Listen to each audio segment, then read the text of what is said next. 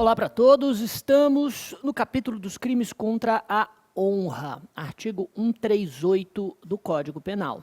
Trata-se de um capítulo cada vez mais explorado nas provas por conta das alterações produzidas pela Lei 14.532 no ano de 2023.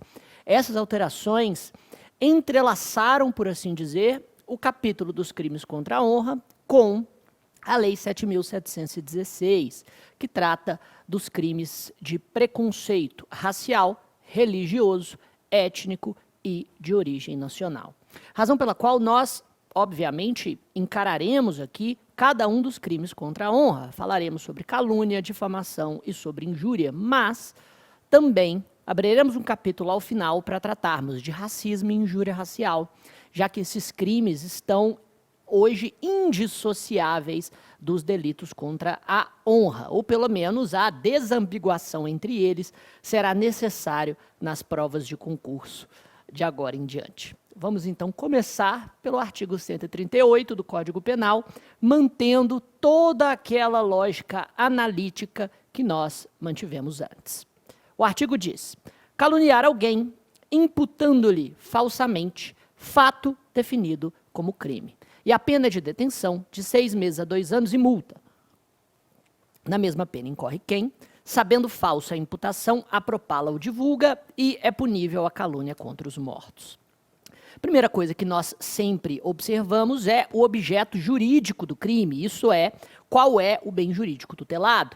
E o que nós temos aqui é a honra objetiva como bem jurídico protegido. Honra objetiva também é, veremos, o objeto jurídico da difamação. No que consiste exatamente esse instituto? Honra. Fica parecendo uma coisa meio século XVI, de pessoas que vão degladiar umas com as outras na rua, em duelos de julgamento em combate até a morte.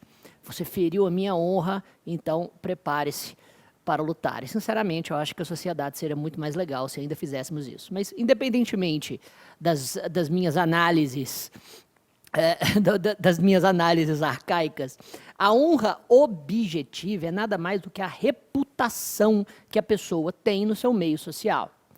E perceba que a reputação é algo extremamente importante, valioso para uma pessoa, para uma empresa, para qualquer tipo de indivíduo ou serviço que ele preste, pois a reputação, especialmente hoje em dia, pode arruinar uma carreira, pode fazer com que uma pessoa não consiga mais trabalhar em determinado nicho e, principalmente na era dos cancelamentos, a reputação tornou-se algo extremamente frágil e, por isso, sua proteção penal talvez hoje esteja mais relevante do que nunca. Mas a reputação do indivíduo no seu meio social, se é o bem jurídico tutelado, precisamos saber qual é a tipicidade objetiva da calúnia. No que consiste caluniar? O que é o verbo núcleo? O artigo 138 começa não ajudando muito. Ele diz que calúnia é caluniar alguém.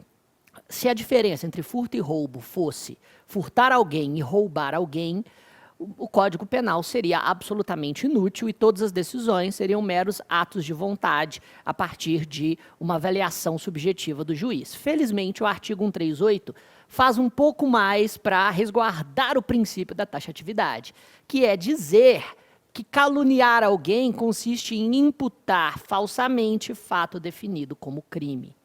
Assim sendo, o verbo núcleo não é caluniar, é imputar. E imputar significa atribuir. Atribuir no sentido de dizer que determinado fato pertence àquela pessoa. Foi aquela pessoa o autor de determinado fato ou conduta.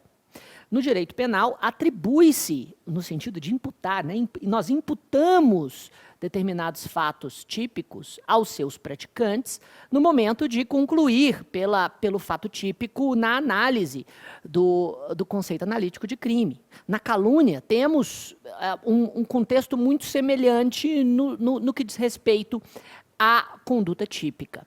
Na calúnia, o indivíduo conclui publicamente que determinado fato foi praticado por determinada pessoa. Essa imputação pode se dar verbalmente. Olha, fulano furtou o pneu do meu carro. Fulano desviou verba nas obras do Mineirão quando ele era secretário de Obras Públicas de Minas Gerais. Fulano, enfim, a ideia da calúnia está no fato de que alguém vai atribuir uma conduta criminosa a outrem. Mas essa atribuição também pode se dar nas redes sociais, que é um terreno fértil para a realização cotidiana de tudo quanto é crime contra a honra, como nós vamos concluir quando chegarmos ao final dessa análise.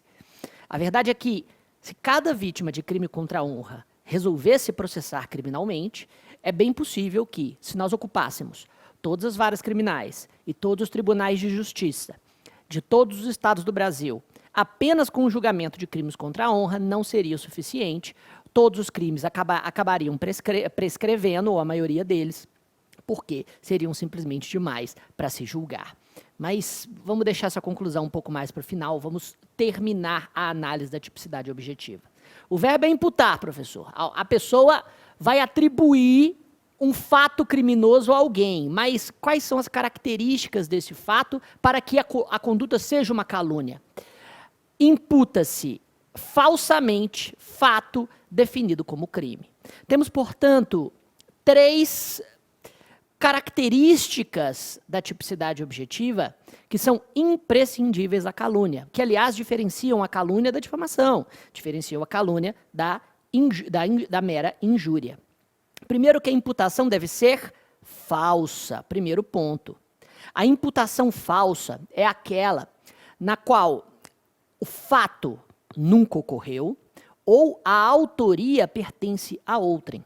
Portanto, a falsidade da imputação pode se dar tanto porque aquela ocorrência, aquele fato criminoso, na verdade, é uma mentira, ele nunca aconteceu. Fulano furtou meu carro. Meu carro nunca foi furtado, ou nem carro eu tenho. Ou, número 2, eu sei que não foi ele, mesmo assim eu atribuo a autoria a ele.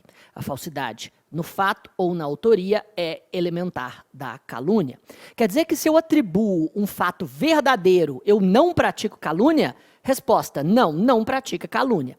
Aliás, se nós observarmos o Código Penal, no artigo 138 e no seu parágrafo 3º, nós vamos perceber que ele permite uma forma de defesa indireta do suposto caluniador, chamada exceção da verdade. A exceção da verdade consiste justamente nessa forma de defesa indireta que o suposto caluniador pode utilizar no processo penal, demonstrando a veracidade da imputação. Eu digo: fulano furtou o meu carro, ele me processa por calúnia. Eu mostro a câmera no qual na qual é perfeitamente possível visualizar nas filmagens que foi ele que entrou na minha garagem e foi ele que subtraiu o meu carro. Eu digo que fulano praticou um crime de injúria racial contra algum parente meu. Ele nega, me acusa de calúnia. Eu demonstro, mais uma vez, o vídeo ou o áudio, eu demonstro que foi ele desconstituindo a tipicidade desta calúnia. Entretanto, vale a pena dizer aqui, na lógica da falsidade da imputação, que, segundo o próprio Código Penal, existem 3 situações nas quais a exceção da verdade é impossível de se demonstrar, e mesmo que a imputação seja verdadeira, o indivíduo responde por calúnia, responde por ter falado a verdade.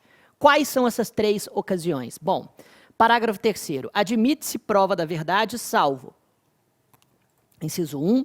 Se, constituindo o fato imputado crime de ação privada, o ofendido não foi condenado por sentença irrecorrível.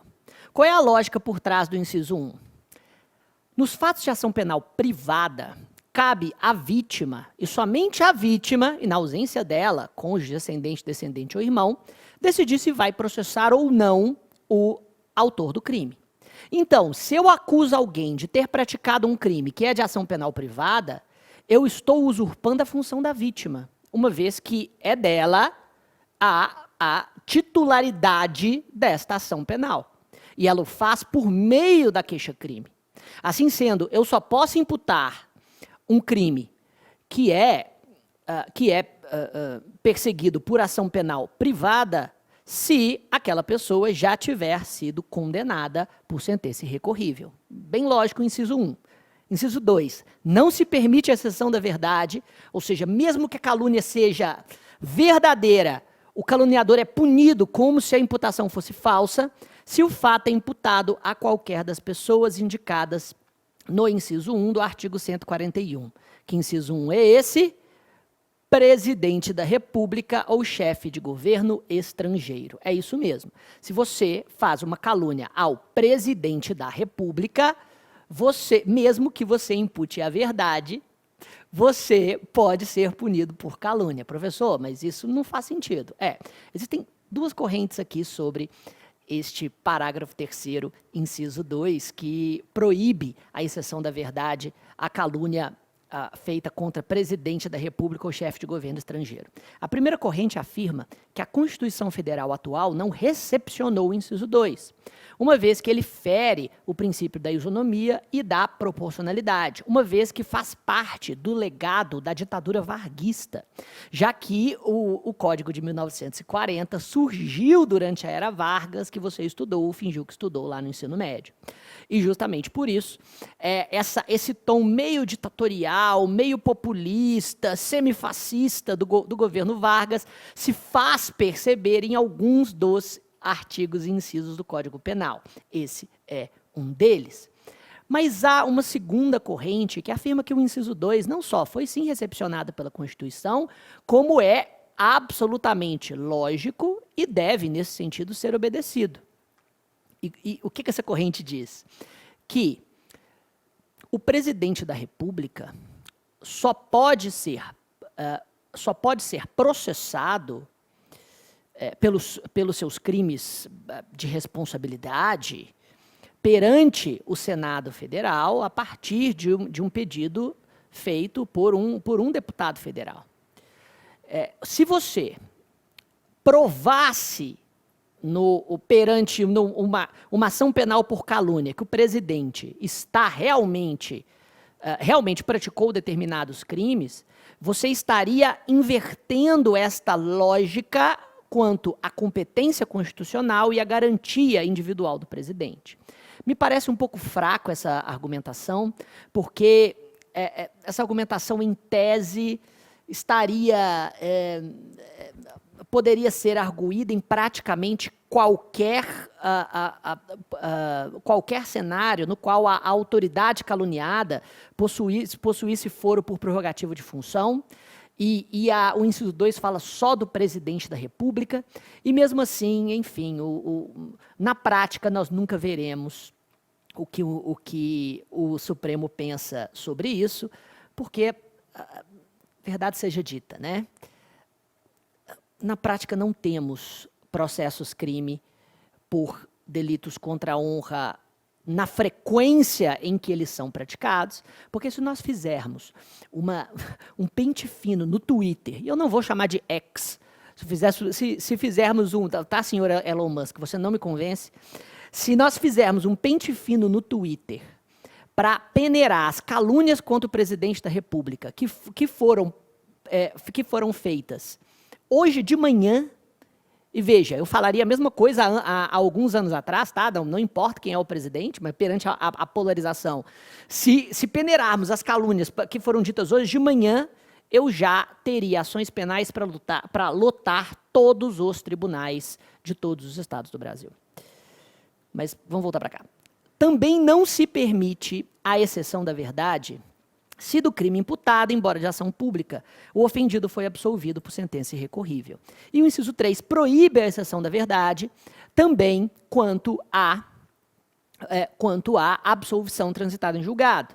E é muito lógico esta proibição. Percebam, eu digo que determinada pessoa praticou determinado crime. Olha, você praticou estupro contra determinada pessoa. Só que a ação penal pelo crime de estupro, não só já foi julgada, como o agente foi absolvido. E por sentença irrecorrível, já transitou em julgado. Como não existe revisão criminal pró-societar, esta minha imputação está indo de encontro à decisão judicial definitiva. E a lógica é muito simples. Se o Estado já disse, perante o devido processo legal, que determinada pessoa é inocente, você não pode ficar aí chamando ela de culpada. Assim sendo, perante a absolvição, por sentença irrecorrível, a ação da verdade não é possível.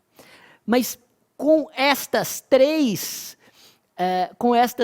tirando essas três hipóteses, a exceção da verdade é, em tese, oponível para desconstituir a tipicidade da calúnia. Em prova objetiva, muita atenção a estas passagens do parágrafo 3º. Voltando aqui na análise da tipicidade objetiva, vamos terminar de compreender o tipo. Vejam, caluniar alguém imputando-lhe, já sabemos o que é, falsamente, já sabemos o que é, fato. Senhores, a imputação deve ser de fato específico. Não pode ser de mera qualidade. Então, se eu digo o presidente é ladrão, eu não estou praticando uma calúnia. Eu estou praticando uma injúria. Ah, professor, mas ser ladrão implica o fato, implica o fato de furtar e roubar. Não necessariamente. Ó, as palavras, muitas vezes, elas são polissêmicas e têm um sentido conotativo muito variado. Dizer que uma pessoa é um ladrão pode dizer que ela é desonesta, que ela praticou corrupção, ou furto, ou roubo, apropriação indébita. Ou a expressão pode estar simplesmente fazendo com que o agente exponha um certo desdém pelas qualidades morais de determinado indivíduo. Em outras palavras, imputar fato consiste em imputar um acontecimento que é individualizado no tempo e no espaço. Isso não significa que a calúnia precisa conter toda a qualificação e circunstâncias do fato, como se fosse uma denúncia feita pelo Ministério Público para iniciar uma ação penal pública. Não. Pode até ser que em determinados contextos o indivíduo diga uma qualidade, fulano é um estuprador, mas se referindo a um fato específico, a um caso que está sendo discutido no momento. E então, implica que, naquele fato, fulano estuprou determinada pessoa. O que eu estou dizendo é que, das circunstâncias e da forma como o caluniador profere as suas palavras ou faz o seu post no Twitter, deve ser possível inferir a qual fato individualizado no tempo e no espaço ele está se referindo. E, a partir dessa inferência, podemos ter, sim, uma calúnia e não uma mera injúria. Mas a mera expressão de qualidade, de xingamento, é crime de injúria e muito menos significativo. Então, se eu digo, fulano é corrupto, injúria. Se eu digo, fulano desviou verba na construção dos estádios da Copa, quando era secretário, isso pode ser uma calúnia se a imputação for falsa. E mais, ela deve ser definida como crime. Não basta que ela seja definida como contravenção penal. Não basta que ela seja definida como ato ímprobo. Não basta que ela seja definida como algo que gera responsabilidade civil. Ótimo, já entendemos toda a tipicidade objetiva da calúnia. E os sujeitos, quanto ao sujeito ativo, temos um crime comum, qualquer pessoa pode praticar. Não há nenhuma qualidade exigida do sujeito ativo.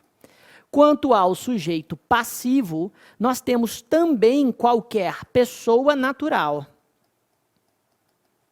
Isso porque somente pessoas naturais praticam fatos descritos como crime. Primeira pergunta quanto à sujeição passiva do crime de calúnia. Menores de 18 anos podem praticar? Resposta, sim, é claro que sim. Aliás, podem praticar calúnia, sim, não podem ser responsabilizados criminalmente, porque só praticam atos infracionais análogos a crime. Mas mudando a pergunta para aquilo que eu queria proferir. Menores de 18 anos podem ser caluniados? Resposta, sim, claro que sim. Porque, vejam, menores de 18 anos podem praticar fatos definidos como crime. Os fatos estão definidos como crime. Embora eles só pratiquem atos infracionais análogos a crime, você pode dizer que um rapaz de 17 anos subtraiu seu celular, quando você sabe que não foi ele. Ou quando seu celular nunca foi subtraído, justamente para prejudicá-lo. E nesse contexto haverá calúnia, mesmo que ele ainda seja imune à responsabilidade criminal por conta da sua idade. Mas aí vem a segunda pergunta que eu tenho certeza que todo mundo quer fazer. E as pessoas jurídicas? Pessoas jurídicas podem ser sujeitos passivos do crime de calúnia? E a resposta é, para uma doutrina mais clássica, não. Não, porque, em tese, somente pessoas naturais é que praticam os fatos descritos como crime. Mas uma segunda corrente, mais atual, que posso citar Rogério Sanches Cunha, se eu não me engano o próprio Luiz Regis Prado, afirma que é sim possível que uma pessoa jurídica seja sujeito passivo, mas apenas nos crimes contra o meio ambiente. Já que o artigo 225, parágrafo 3º da Constituição Federal, afirma que as pessoas jurídicas podem ser criminalmente responsabilizadas nos delitos ambientais, assim definidos pela Lei 9605 de 98. E faz sentido, porque pessoas jurídicas também têm honra objetiva, elas também possuem reputação. Tanto é que é razoavelmente pacífico o entendimento de que uma pessoa jurídica pode ser sujeito passivo do crime de difamação, embora exista uma corrente minoritária que diga que não. No que diz respeito ao tipo subjetivo, nós temos o dolo. Não se possui, não se tem aqui nenhuma figura culposa. Mas é necessário ainda mais do que o dolo, é necessário ainda uma tendência intensificada. Sim, os crimes contra a honra são delitos de tendência. E o que é isso? Vejam, delitos de tendência são aqueles que nos quais o agente precisa praticar o tipo objetivo, não apenas com vontade e consciência, mas sim demonstrando uma certa intenção interna voltada para a lesão do bem jurídico. Vou colocar de outra forma, vou dizer de outro modo. Nos delitos de tendência, o agente deve praticar a conduta com uma certa malícia, com uma certa vontade de lesionar o objeto jurídico que está protegido pelo tipo penal. Se ele tiver uma outra finalidade, não há que se falar em crime. Eu vou aqui exemplificar. Um amigo está numa roda de conversa. Então ele diz que determinada pessoa já praticou muitos crimes contra a dignidade sexual no passado. E aquilo é dito em um tom de óbvia brincadeira, em um contexto no qual quem diz tem a plena consciência de que a honra objetiva daquela pessoa não será afetada, principalmente perante aqueles que ouvem, que são amigos também e conhecem aquela peça, por assim dizer. Nesse cenário, o animus jocandi vai afastar esta tendência necessária ao crime de calúnia. E a mesma coisa pode se afirmar da difamação e da injúria. Professor, mas quer dizer que se tiver vontade de brincar não tem crime contra a honra? Olha, a discussão quanto a isso é bem acirrada hoje em dia. Mas a doutrina majoritária continua dizendo que o ânimo jocandi afasta sim essa tendência intensificada que faz parte da tipicidade subjetiva em todos os crimes contra a honra. Da mesma forma, a vontade de ser didático, ou seja, a intenção de simplesmente ensinar determinado os termos jurídicos de determinado fato, por exemplo, ou a vontade, ou a intenção de escrever uma mera crítica literária, pode também afastar a tendência intensificada dos crimes contra a honra, afastando muito mais, provavelmente, a difamação do que a calúnia, já que a calúnia consiste de forma mais específica na imputação de um crime. E imputar a alguém um crime, uma crítica literária ou gastronômica é muito pouco provável. Mas a ideia é que, se no contexto não for evidente essa vontade de ofender a reputação, a tipicidade subjetiva estará afastada, segundo o entendimento majoritário. No que diz respeito à consumação e à tentativa, consuma-se o crime no momento em que terceiros tomam consciência da imputação. Ou seja, no crime de calúnia, a partir do momento em que o público toma conhecimento daquilo que foi imputado, o delito está consumado. Não se consuma o crime quando a própria vítima toma conhecimento da imputação. Porque a calúnia não pode ser dirigida para a vítima. Afinal de contas, o bem jurídico tutelado é a reputação da pessoa perante seus pares. Se o agente está proferindo as palavras referentes à imputação de um fato criminoso apenas para a vítima, sem que ninguém esteja ouvindo, a tipificação correta não pode ser de calúnia, precisa ser de injúria. Porque o que quer o agente, em um contexto em que só a vítima ouve, é ofender a honra subjetiva, a autoimagem, ofender a autoestima da vítima. A calúnia, portanto, só está consumada quando terceiros ouvem e tomam conhecimento da imputação. Eles não precisam acreditar naquilo que foi dito. E é por isso que a calúnia é definida, quanto ao momento consumativo, como um delito formal ou de consumação antecipada. É um delito formal porque a honra objetiva não precisa estar verdadeiramente violada. Basta que os terceiros ouçam ou leiam, ou tomam conhecimento da imputação para a consumação se dar. Cabe tentativa e a resposta é somente na forma escrita e somente quando, depois de escrever e enviar para quem quer que seja, o texto é interceptado e nunca chega a seus destinatários. A calúnia praticada verbalmente é unissubsistente, ou seja, é um crime no qual não é possível fracionar os atos de execução. Ou o caluniador pronunciou a calúnia e ela já está consumada, porque a oitiva daquilo que é dito é feito de forma simultânea à própria fala, ou ele ainda não falou e, por isso, não iniciou os atos de execução. Assim sendo, é praticamente impossível que, na prática, exista tentativa de calúnia, somente na forma escrita e somente se ninguém ler. Mas se ninguém leu, como que a calúnia vai ser processada e punida? Pois é, na prática, a tentativa não faz tanto sentido assim. Chegamos à ação penal e à competência. E a ação penal e competência dos crimes contra a honra são um pouco complexos. E eu digo isso por quê? Quando nós observamos o artigo 145 do Código Penal, nós percebemos que, nos crimes previstos nesse capítulo, somente se procede mediante queixa. Eis aqui a regra geral. Nos crimes contra a honra é necessário queixa, ou seja, estamos diante de delitos de ação penal privada. É necessário que a vítima constitua um advogado e o advogado vai ajuizar a ação penal, vai ajuizar a petição inicial da ação penal privada chamada queixa-crime.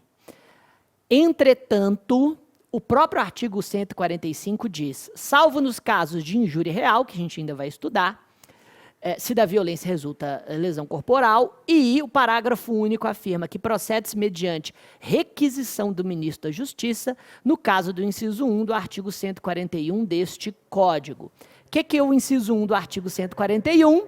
Crime praticado contra o presidente da República ou chefe de governo estrangeiro. Sim, estamos aqui diante de uma das únicas hipóteses de ação penal pública condicionada à requisição do ministro da Justiça, quando o caluniado é o presidente da República. Professor, isso nunca aconteceu, né?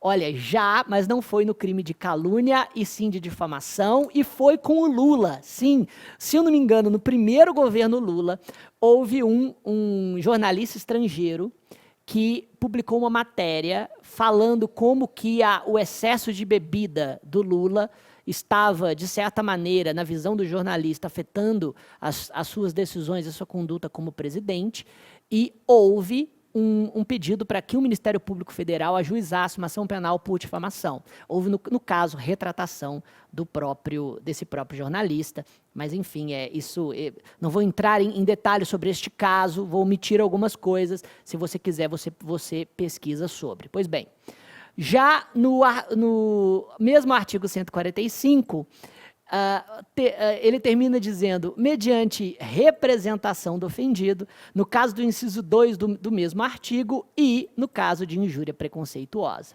Então, vejam, quando nós temos inciso 2 do artigo 141, que é crime contra funcionário público em razão de suas funções ou contra presidentes do Senado Federal, da Câmara do Deputado ou do Supremo Tribunal Federal, temos aqui uma ação penal pública condicionada à representação. Mas, segundo a súmula 711 do STF, a ação penal é concorrente. Isto é, pode o funcionário público representar ao Ministério Público ou pode o funcionário público ajuizar queixa-crime. E esse ato inicial vai condicionar o futuro da ação penal a partir daí.